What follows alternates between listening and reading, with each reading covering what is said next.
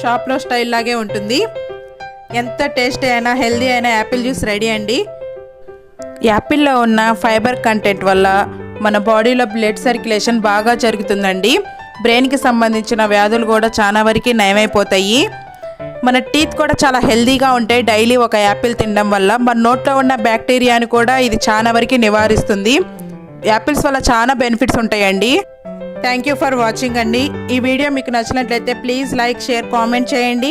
మా ఛానల్ని సబ్స్క్రైబ్ చేసుకోండి. పక్కనే ఉన్న బెల్ ఐకాన్ని క్లిక్ చేయండి. మా నోటిఫికేషన్స్ మీ దాకా వస్తాయి. Thank you friends. బాయ్.